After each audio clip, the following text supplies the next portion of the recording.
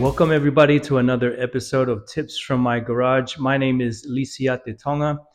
I am a father of two boys, husband to a beautiful wife, the author of ebook Q&A Between Two Addicts, and business owner of online consulting business Upgrade Version U.0.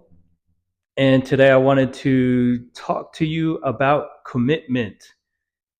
And what I want to say, or what I want to focus on today, is just about my experience with making commitments early on in my recovery and how that has affected me, how that has affected my recovery, and how it has yielded me the results that I've been able to achieve, and everything that has come with making those commitments. And then I want to talk a little bit about how important commitment is to recovery, and especially early on in the journey, and how it will either make or break a person who is on their recovery journey, depending on how consistent they are with the commitments that they are making.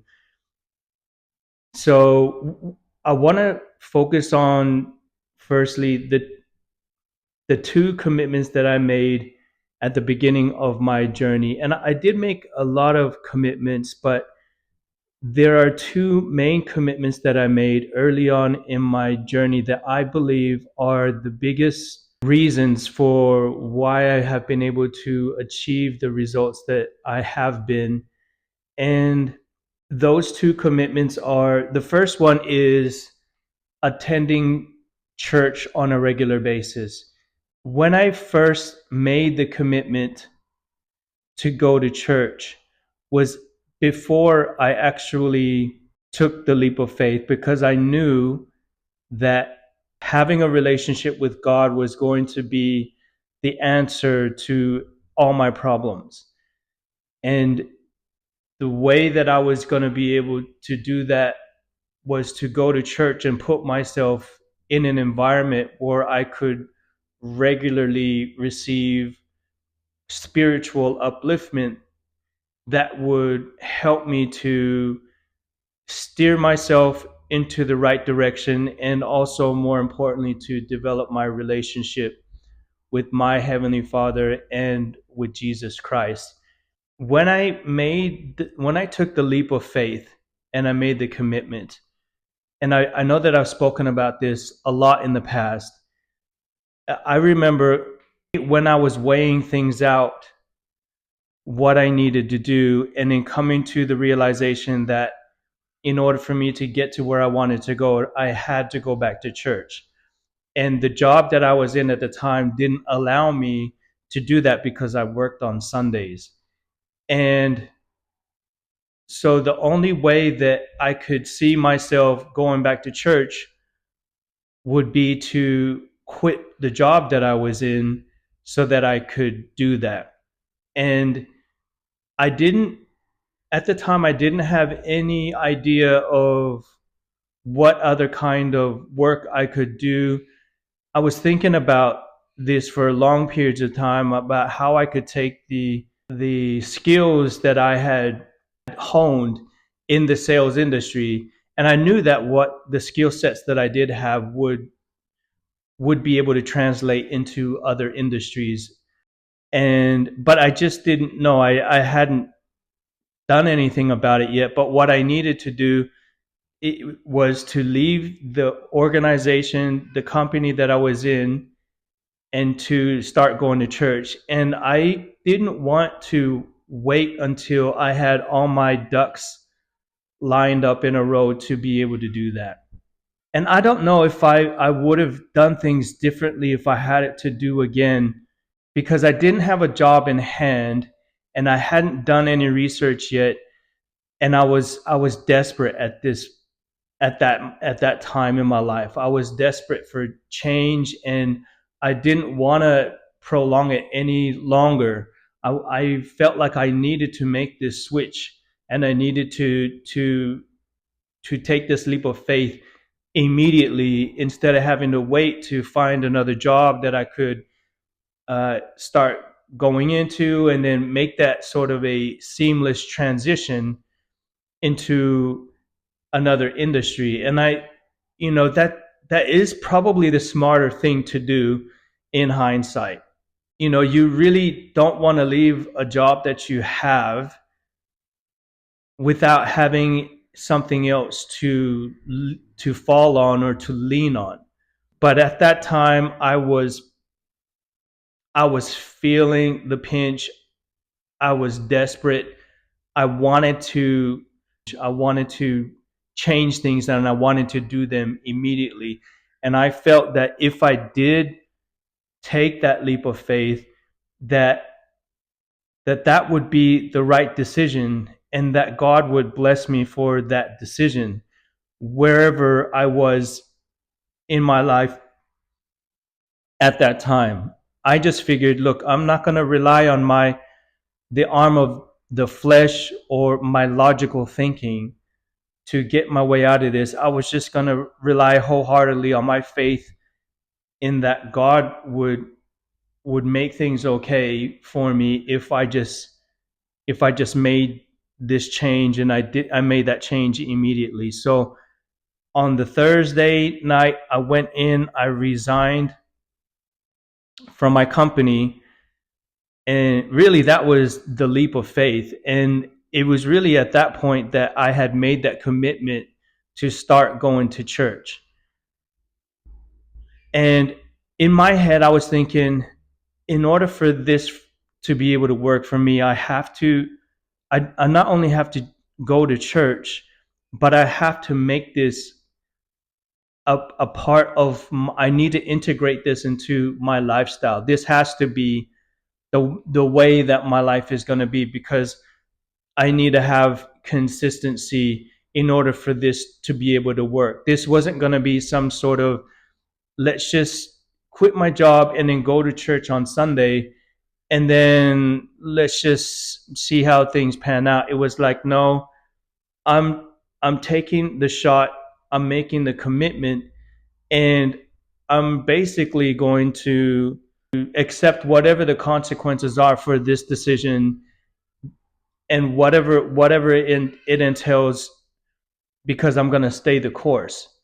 When I made that commitment on the Thursday and resigned from the job that I had, I needed to find another job. I needed to find something else to do.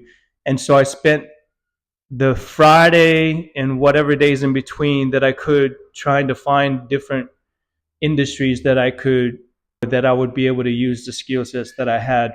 But the most important thing for me at that time was that I go to church on that Sunday. And I went to church on that Sunday, and I immediately just tried to figure out or try to find the bishop in that church. And as you know, the church that I belong to is the Church of Jesus Christ of Latter-day Saints. And so I went in looking for the bishop because I know that he's the guy in charge of that particular local area. And I knew that he was going to be able to help me, to direct me. I didn't know how he was going to do it, but I knew that he was one of God's chosen servants in this particular area that could help me to be able to align myself again with God. But the most important thing was the commitment that I made to go to church. And even though I went to church on that Sunday, I found a bishop. I discussed with him my situation and circumstances. I basically poured out my heart to him, told him everything, basically everything. I didn't hold anything back. I didn't want to leave any stone unturned, leave any skeletons in the closet. I just gave it all to him. And, to his credit, he handled it so well and was just the right person at the right time for me. But in saying that, I struggled so much at the beginning of my recovery to sustain that consistency. I guess let me say that again. I was able to sustain the consistency, but it wasn't easy. There was a lot of things. I'm not sure what I thought was going to happen. Maybe God would strike me down with some lightning, and then I would be cured, and then all of a sudden I wouldn't have any of my vices anymore, and everything would be hunky dory, and I was just going to ride off into the sunset on my white horse. I guess maybe I had this thought in my head that could happen, but the reality of it was is I still was very much bound to my vices. And so just making a decision to change the direction of my life is just a decision. That doesn't fix the problem. And so I had to work hard every week to be able to make the decision, the conscious decision to go to church no matter what. And so there were lots of weekends that I was out. The Fridays and Saturday nights, I still went out. I still did my thing. I guess for me, it was just one thing at a time. It was just the commitment to go to church. It was just as simple as that. I'm going to just stick to this one thing. And if I could stick to this one thing, I knew that was going to build my confidence in some way. But I knew it wasn't going to fix the problem. But I knew I was going to be in the right place at the right time every Sunday, and to be able to get some sort of spiritual enlightenment that was going to hopefully help me to slowly redirect my life onto a better path. And that's exactly what it did do, but it didn't come without resistance and struggle. And I would be out on a Saturday night all night, and then I would come home and I would just be just drunk still, and then I would go to church. And so, I was at church and probably not in the right state of mind, but I was there. I just wanted to stick to my commitment that I made to be at church no matter what. And so I could have been drug affected, alcohol affected, uh, and still end up in church. And there were some times where I thought, I felt so bad about the things that I was doing the night before that I thought to myself, I shouldn't go to church, or I've sinned too much. God's not going to forgive me for the things that I'm doing. I felt so bad about the things that I was doing. On the one hand, I was trying to do the right thing by going to church and then learning more about God, and refamiliarizing myself with Jesus Christ, the way that he lived, and his principles, his gospels, his commandments, and trying to implement them back into my life. But at the same time, I was living this other life, and it was conflicting in my head and in my heart. There was just a lot of clashing going on. I had one foot firmly planted in one world, and I was tapping around with my other foot in the other world. There were some times where I thought, or I believed, that I might be able to mesh these two together, and perhaps they could coexist, and then I could maybe have the best of both worlds. And I think that was probably more so to do with my network of friends and my circle of influences. And that was really because I truly loved those that I was around. I had spent years of my life developing relationships with these people, these friends of mine, and then all of a sudden I'm starting to have these conflicting thoughts and feelings about whether I'm supposed to be around them or not. And at the same time, my heart is still yearning to be with them, because I had invested so much time, so much effort, so much resource, so much love, so much experience, so many deep and meaningful conversations, that I thought in my head, I can never leave them. How can I have them in my life still, and still be able to go onto this journey? And so there was a lot of that back and forth going on. There's this static, this friction that's going on inside of my brain, and more importantly, like inside of my heart. I could feel that pull from this side and that pull from the other side, and just feeling torn between two worlds. At the end of the day, I just felt like, if I stay where I'm at, I it's gonna be the definition of insanity. It's like, doing the same thing over and over again and trying to expect a different result. It just was never going to happen. I still pushed myself through it to continue to go to church, and that really ended up being the best decision that I ever made. And I would say the whole reason for why I was able to not only beat my addictions, but to live a life that I wanted to live, and to have the deepest desires of my heart fulfilled. Things like getting married and having a family, like those were things that I've always wanted to have, and I never had that. And to now be able to experience that, I could never, I cannot, I cannot say that there is anything else I've ever experienced that could give me as much joy as that. And so I know that that was the right decision. What it did is it allowed me to the space and the time that I needed to slowly develop my relationship with God again.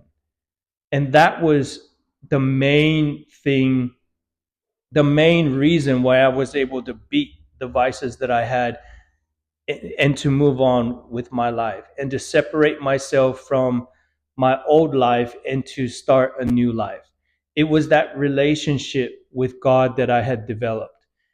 And I feel like without having made that decision to go to church, I'm not sure how it would have panned out for me if I had tried to do it a different way. The truth is I never thought that I would try it a different way.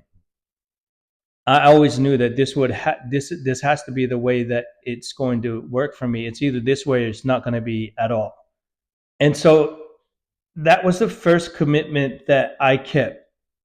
Go to church. That was it.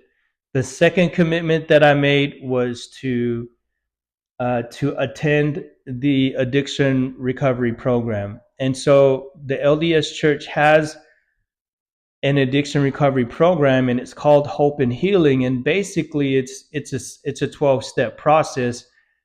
And like a lot of other addiction recovery groups and programs, like the 12-step alcohol recovery and all the 12-step programs that are out there, they do all base themselves around letting go and letting God.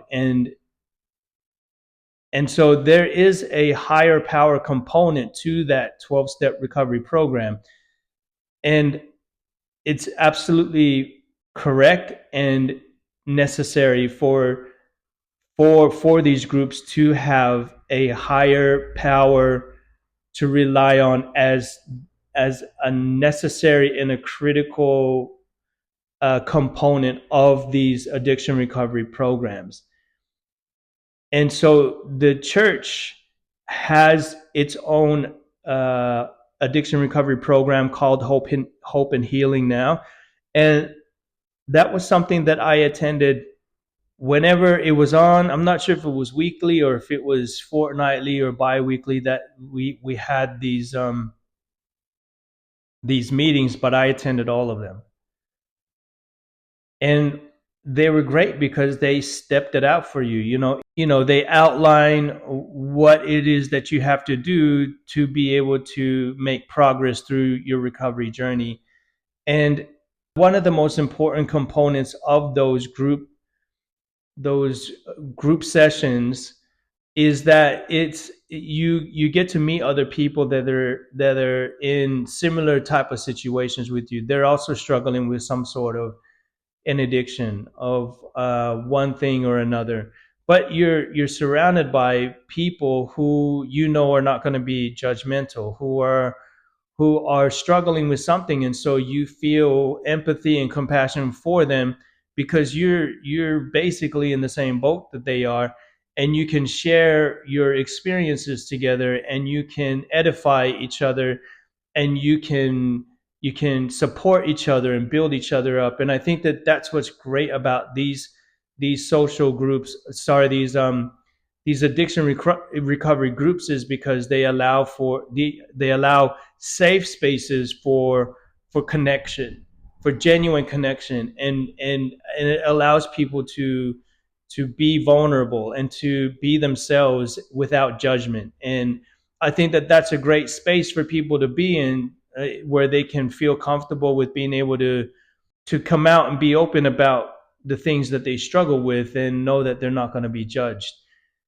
And so attending those on a regular basis was important to me. It was because I wanted to learn each of the steps. On every week we focused on a different step, and then we went through them all over and over again.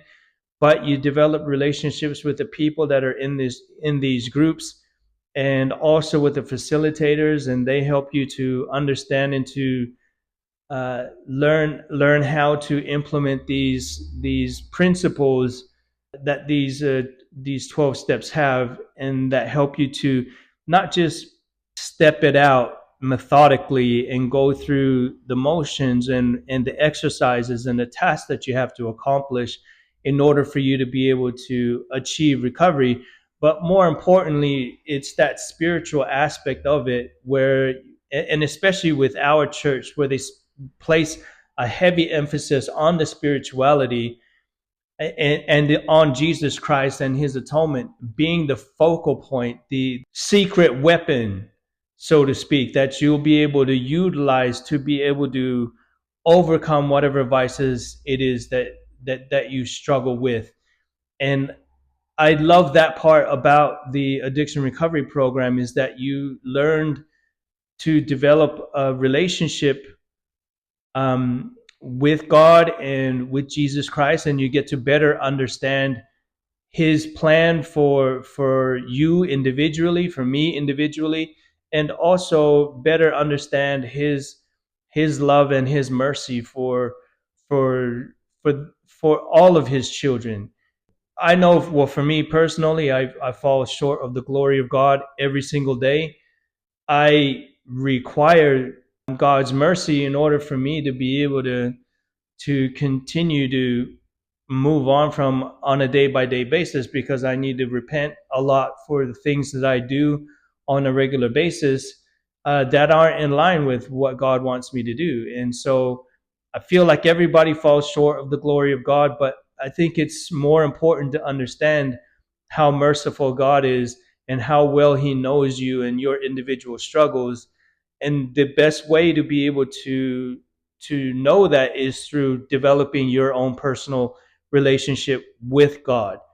And this going to church and then attending the addiction recovery program provided for the church were two different things that helped me to develop my relationship with God and help me to better understand God's nature and God's power and ability to be able to wipe my sins from me and to be able to give me a clean slate and a new life and a new beginning, and that he is a God of miracles, and that all things are possible with God. And these things I wouldn't understand unless I had gone to church. A simple commitment that I made to go to church, and also a simple commitment I made to attend addiction recovery program. At the beginning, I never knew what was going to happen, how this was all going to pan out. I just knew that those things, those commitments I was making were going to help me to get closer to God. And somehow God was going to know how, God was going to know more about me than I know about myself. And not only that, it helped me to understand that God can do more with my life than I could ever do by myself. If you walk with God, if you have God in your life, if you strive to live the way that he wants you to live, and you develop that relationship with him, he's going to help you to do more with your life than you ever thought possible. That part I do know is true. That part I'm convicted in because of my own life and the things that I have been blessed with, how I was blessed and how my family has been blessed. And so I know that part to be true. If you're not a religious person, or if you're, if you don't believe in God, that doesn't mean that you can't get help. There's, or have to go to church. There are many ways that you can, many options that you can take advantage of. There are the different services. Pardon me. There are different specialized groups, specialized addiction recovery groups that deal specifically with what you're dealing with. If you could just make a commitment to do one thing that will help you to change the trajectory of your life and the direction you're going in. For example, if you just commit today that you're going to start going to addiction, like Alcohol Anonymous or Narcotics Anonymous or whatever it is that you're struggling with, if you just commit that you'll attend that on a regular basis, no matter what the situation that you're in, then this is going to, that is one good decision you're making, that is going to open up a whole slew of other options for you to make better decisions with regards to your life as well. So when you make one good decision, it opens up more options for you to make better decisions. And so it doesn't have to be more complicated than that. It can just be as simple as just one thing, but you got to be committed to it. And I would say as well, when you commit to something and then you create the momentum immediately by taking massive action, and this is like a cliche term that you'll hear from influencers and gurus and entrepreneurs. They say you got to take massive action, you got to take immediate action. Well, you got to do that. Once you make a commitment, the best way for you to stay with the commitment that you made is to is to take massive action immediately to create momentum in the correct direction. Conversely, if you make these commitments in your head, or you write it down and you say, I'm going to start doing this, but you don't do anything about it, that has an adverse effect on you, because in the back of your head, there's a part of you that says, hey, you're not staying true to yourself. Hey, you're not doing what you said that you're doing. And then you can go into you can go down a rabbit hole of negativity. You start saying things to yourself, oh, I can't do it, I just can't do it. See, I've tried this before, I never do it, I'm just no good, I'm a failure, I'm never going to accomplish the things that I say that I want to do.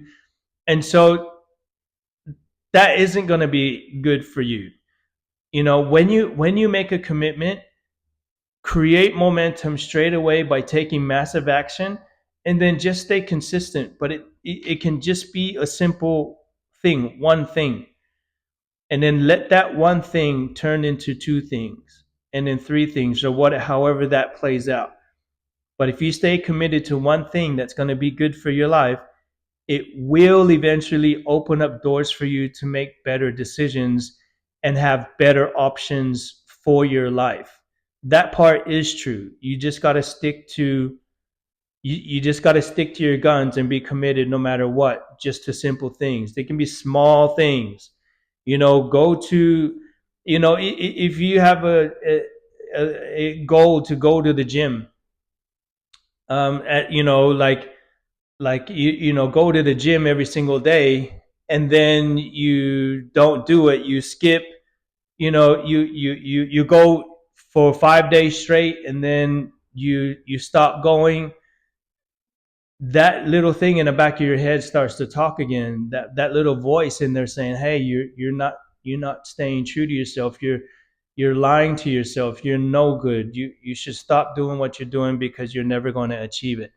That's your governor speaking. That's the part of your brain that doesn't want you to do hard things, even though those hard things are good for you. But you don't have to do don't they don't have to be so rigorous. They can be something even more simple, as in like just going for a walk. Like, just rather than saying I'm going to run 10 miles a day, you can just say I'm going to walk every day. Or you want to simplify things so that you can start gathering momentum by just being able to simply commit to them, because they're easy for you to achieve. Even though they're easy for you to achieve, you still need to stay committed to them, because that will build your confidence, and then that will move you to a point or a place where your confidence is going to be that you will be able to do more difficult things. There's a great book out. It's called Atomic Habits, and I think that book says it all when it talks about the little things that you do, that you stay committed to.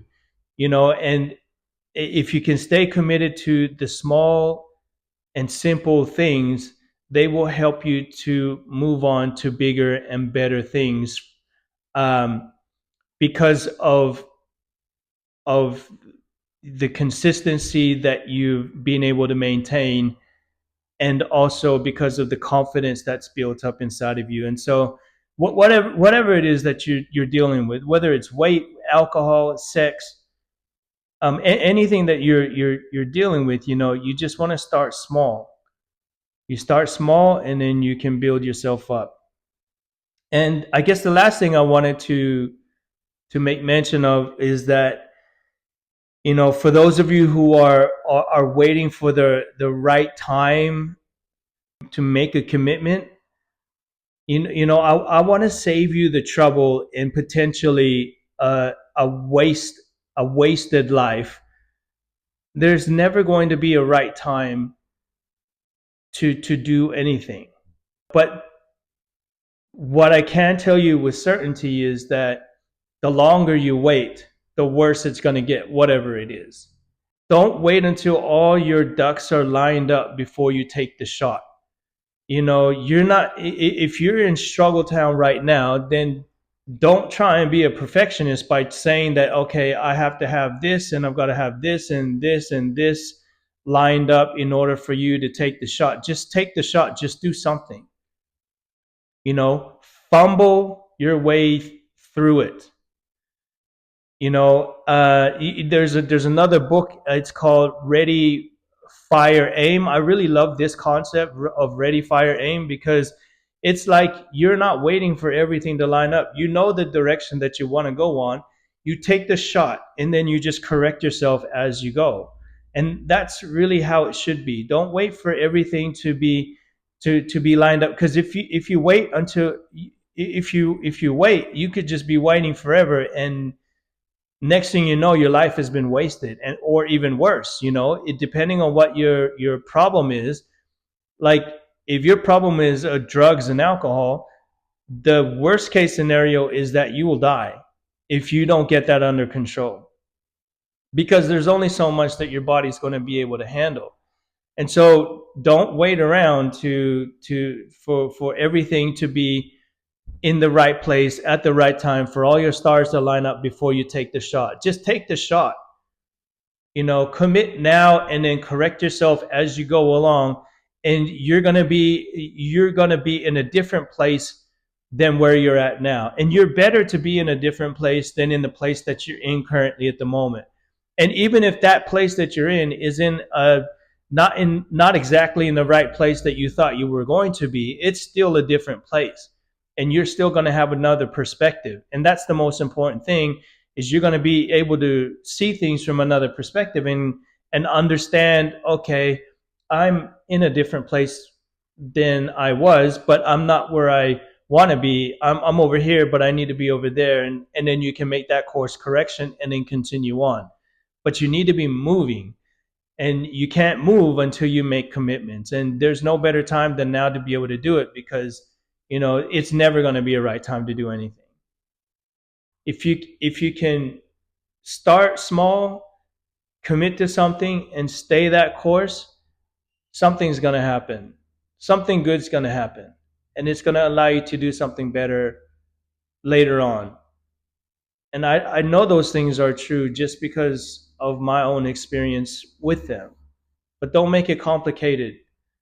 Don't make it complicated. Just start small and correct yourself as you go along. Get the support and the help that you need. You can't do it by yourself. It's it's a lot to deal with. Trying to deal with things by yourself, you need to lean on others. And you need to lean on others, and it's better to lean on others that understand what you are going through, and also who are in a better place than you are, so that they can lift you up. You don't want to be going to somebody that is in the same boat as you and asking them for advice, because they're not going to give you the right advice.